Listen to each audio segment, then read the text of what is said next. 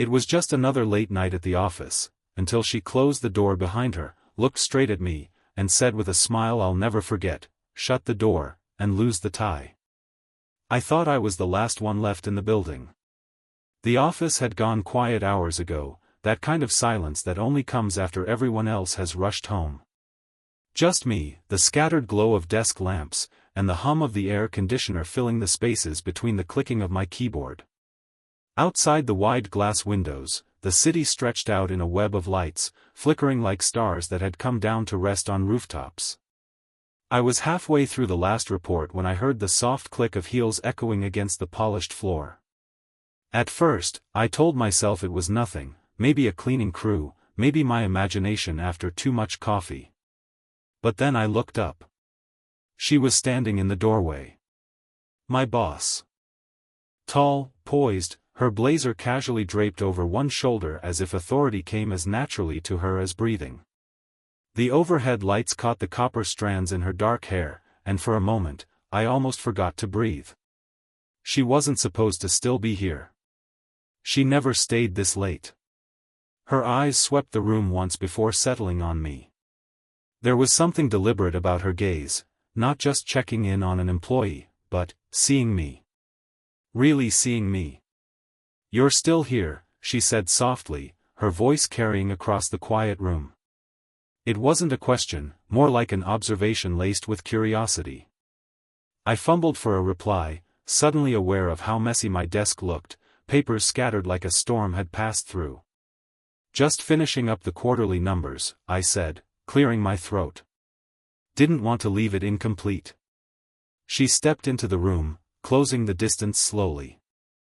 Each step was unhurried, but it carried a weight, like she owned the floor beneath her heels, like she could silence the night itself if she wanted to.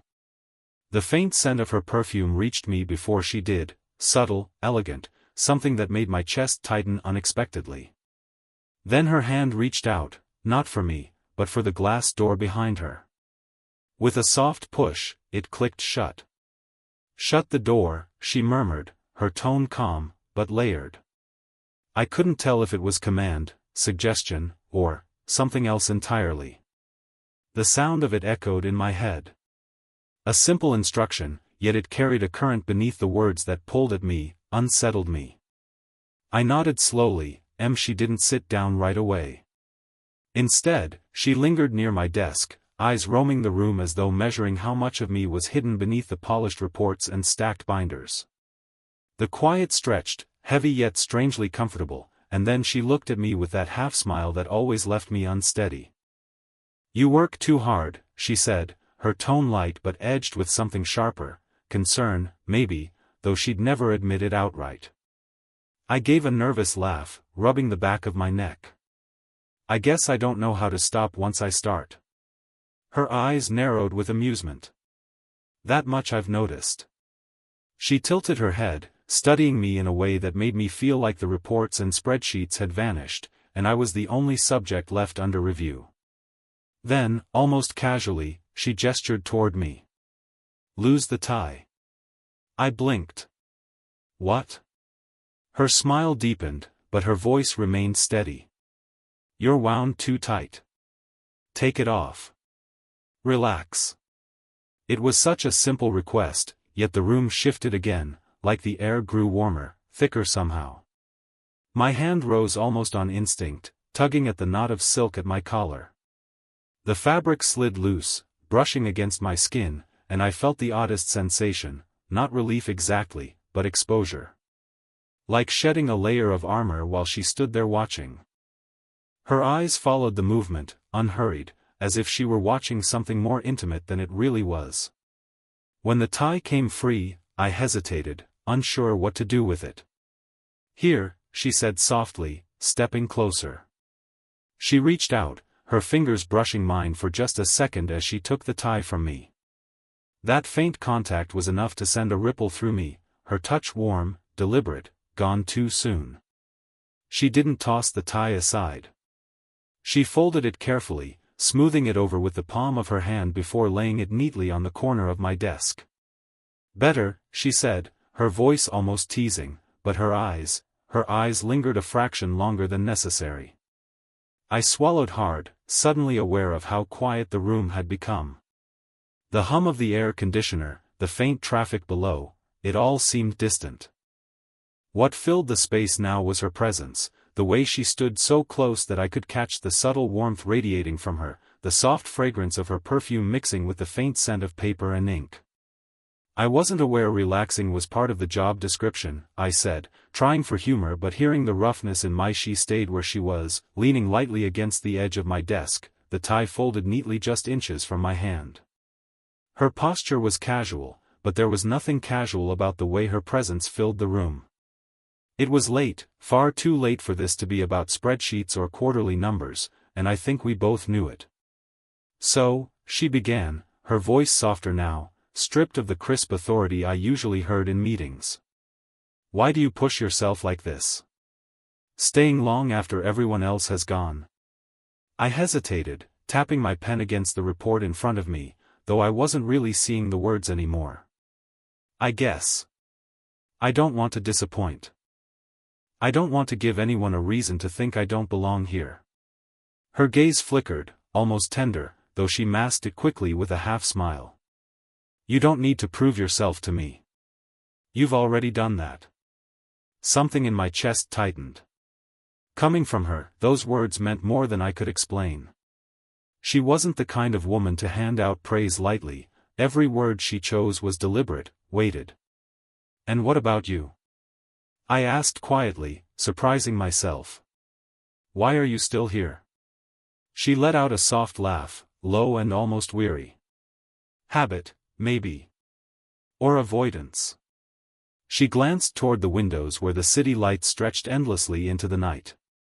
It's easier to bury yourself in work than to admit there's nothing waiting for you at home. Her words hung in the air between us, raw in a way I'd never heard from her before. For the first time, she wasn't just my boss. She was a woman admitting something fragile, something that sounded like loneliness. I didn't mean to pry, I said carefully. You didn't, she answered, turning back toward me. Her expression was open, vulnerable for a heartbeat before she tucked it away. It's just the truth. She shifted slightly, propping one hand on the desk to balance herself. The movement brought her closer, so close her knee nearly brushed against my arm where I sat. I tried to focus on the paper in front of me, but the nearness of her made every line blur.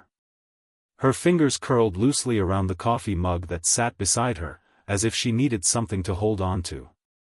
The faint tremor in her sigh betrayed what she didn't say out loud. I wanted to reach out, to bridge the few inches of space between us, but I stayed still, caught between caution and desire. She was my boss. She was untouchable. And yet, in that moment, the silence between us stretched, heavy but not uncomfortable, more like a held breath neither of us wanted to release. She stayed perched on the edge of my desk, one hand resting on her knee, the other draped casually near the scattered papers.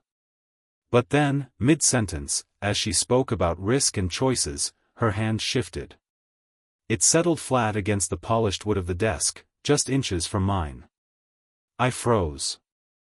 I don't think she meant it as a gesture at first, it seemed natural, like anchoring herself while she talked, but the closeness was undeniable. My own hand, resting near the base of the report I'd abandoned, suddenly felt alive with awareness. The distance between us was barely 2 fingers width, and though our skin didn't touch, it might as well have. Her voice didn't falter, but her gaze flicked briefly downward, as if she, too, had noticed the nearness. When her eyes returned to mine, there was something unspoken in them, a question, perhaps, or a challenge. You know, she said softly, life rarely gives you exactly what you planned for. Sometimes, you have to be willing to step off the path you drew for yourself. I nodded, though my focus wasn't on her words anymore. It was on the way her fingers curved lightly against the wood, how close they were to brushing mine. My skin tingled with the possibility of contact. It was maddening, exhilarating, dangerous. I let out a slow breath, trying to ground myself. And what if stepping off the path takes you somewhere you're not supposed to be? Her lips curved into the faintest smile, but her eyes held steady. Then maybe that's exactly where you're meant to be. The air between us seemed to pulse. I shifted slightly in my chair, not away but closer, almost imperceptibly. The movement brought my hand nearer to hers, so near that the edge of my pinky hovered just above the warmth radiating from her skin. She didn't move away. She didn't even blink. Instead, her shoulders relaxed, and she leaned a little more of her weight onto her palm, the one resting by mine. It was subtle, but it anchored her there, as if to say, yes, I feel it too. I could hear the hum of the air conditioner, the faint ticking of a clock down the hall, even the distant wail of a siren in the city below. But all of it was drowned out by the thunder of my heartbeat in my ears. Neither of us dared to close the gap, not yet. That single inch of space carried more tension than 1,000 words ever could.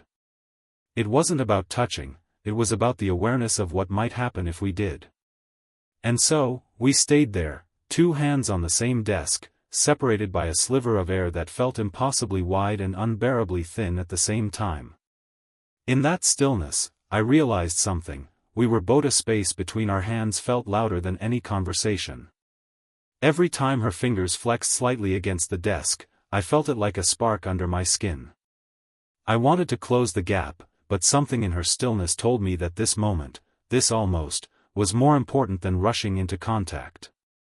Her voice, when it came, was quieter, like it belonged only to the two of us in that room.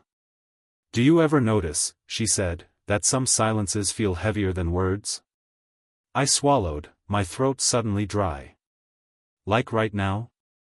Her lips curved faintly, a smile that was almost playful, though her eyes betrayed something deeper. "Exactly like right now." We didn't speak again for a long stretch. She leaned forward, her arm brushing against a folder, closing the distance between us. I could see her face more clearly in the soft desk lamp glow, the fine lines at the corners of her eyes, the quiet elegance of a woman who had lived, who had carried both victories and regrets. Most people would call them signs of age. I found them beautiful. Her gaze lingered on me, steady but unreadable. She wasn't just looking at me, she was looking through me, as though weighing what I was made of, whether I could bear the gravity of the moment. I couldn't look away. Her voice dropped even lower, no louder than a whisper. "You're younger than me. I shouldn't even be sitting here like this." Her words should have broken the spell, but they didn't. If anything, they deepened it. I breathed in slowly, trying to steady my heartbeat. "And yet, here you are." Her eyes softened, a flicker of vulnerability passing through them. For a brief second, she looked almost uncertain, as though she was waiting for me to push her away, to remind her of all the reasons this wasn't right. Instead, I stayed silent. The quiet stretched again, but this time it was charged, heavy with everything neither of us dared to voice aloud. The office no longer felt like an office. The city outside had faded, the reports on the desk forgotten. All that remained was her face inches from mine, her breath brushing faintly against my cheek whenever she exhaled. I became acutely aware of small details, the subtle rise and fall of her chest as she breathed, the faint trace of her perfume mixing with the sharper scent of fresh paper, the warmth radiating from her body even though she hadn't touched me. I wondered if she could hear my heartbeat. It was loud enough that it felt impossible for her not to. Neither of us moved. Neither of us needed to. The silence had grown into something alive, pulsing between us, more intimate than any kiss could have been in that moment. And in that pause, between words, between choices, I realized that we were both standing on the edge of something neither of us had expected, yet neither of us wanted to escape. Testing the line, both waiting to see who would cross it first. She didn't feel untouchable at all. She looked down at me, her eyes softer now, less guarded. "You remind me," she said slowly, "what it feels like to still have energy. Possibility. You make me realize I've been holding my breath for too long." I swallowed, the weight of her confession settling over me. Somewhere in the quiet of that office, a line had shifted, thin, invisible, but impossible to ignore. own voice. The silence lingered, but it wasn't empty. It pressed around us, a living thing, stretching tighter with every second neither of us moved. Her eyes stayed on mine, unwavering, though I thought I glimpsed the faintest flicker of hesitation, like she was standing on the same ledge I was, wondering if either of us would dare step forward. Finally, she exhaled, a soft breath that carried more weight than words. "I don't usually let people this close," she admitted, her voice low, almost reluctant. "Not in here. Not in life." Her words hung in the air, fragile but brave. I felt them more than I heard them, like a door she'd left cracked open, daring me to peek inside. I leaned forward slightly, not enough to erase the space between us, but enough to show I wasn't retreating. "You don't have to explain," I said quietly. "I get it." Her eyes searched mine, and for a heartbeat I thought she might laugh it off, rebuild the walls she'd just let slip. But then her shoulders softened. She looked less like a boss commanding a room and more like a woman stripped of all the shields she usually carried. Slowly, deliberately, her hand moved across the desk. It was unhurried, graceful, but the moment her skin brushed mine, I felt it like fire. Her fingers rested lightly on the back of my hand, tentative at first, almost testing.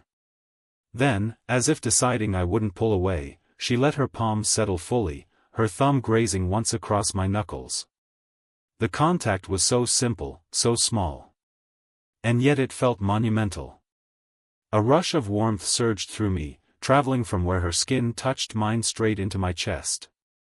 My heartbeat quickened, not with panic but with something deeper, an overwhelming sense of being seen, chosen. Her eyes didn't leave mine. "You're steady," she murmured, almost to herself. "You don't realize how rare that is." I wanted to say something back, something that would match the weight of what she'd just given me. But words failed. All I could do was turn my hand slightly, just enough so that my fingers curled gently against hers, returning the contact she'd offered. Her breath caught, subtle but real, and the corners of her lips softened into a faint smile. The kind of smile that wasn't for meetings or boardrooms, it was just for me. For a moment, the office didn't exist. Neither did the city outside, or the endless stack of reports waiting for my attention. All that mattered was the warmth of her hand covering mine, the quiet rhythm of her thumb tracing back and forth, and the unspoken promise that something had shifted between us. It wasn't a kiss. It wasn't an embrace. It was smaller, quieter, but infinitely more powerful. Because in that touch, she'd let me past the walls. And I knew, without question, that I'd never look at her the same way again. Her hand remained on mine, warm and steady, and for a long time neither of us spoke. The silence wasn't heavy anymore, it was different now, softer, like we'd both stopped holding our breath. She looked down at our hands, then back up at me, and for a moment she seemed younger somehow, less untouchable. Vulnerable. The woman who always stood taller than the rest of the room, who always had an answer, was letting herself linger in a moment that had no rules, no deadlines. Eventually, she eased her hand back, though slowly, almost reluctantly, as if testing how much of her strength it would take to let go. The warmth she left behind on my skin made me want to reach for her again, to keep the connection alive, but I didn't.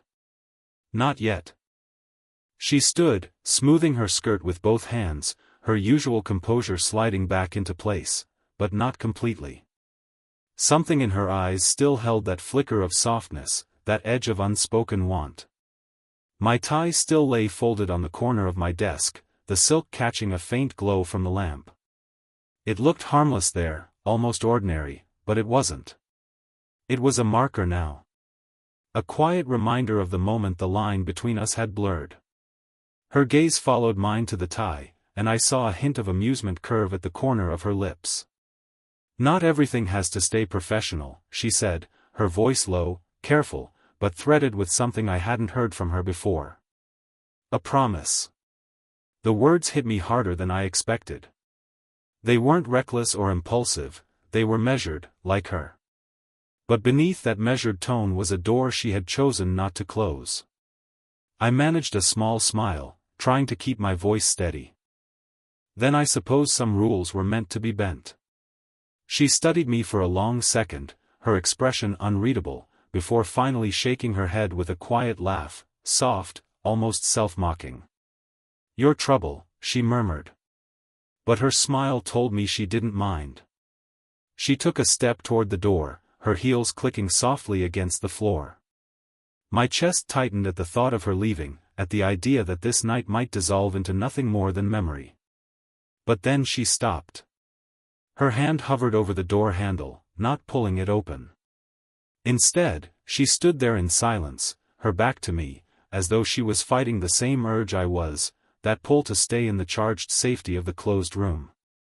When she finally did turn, it wasn't to leave. It was to look at me once more, her expression calm but her eyes alive with something undeniable. "Good night," she said, her voice softer than I'd ever heard it. And with that, she left. The door clicked shut behind her, but the echo of her presence stayed. Her perfume lingered in the air.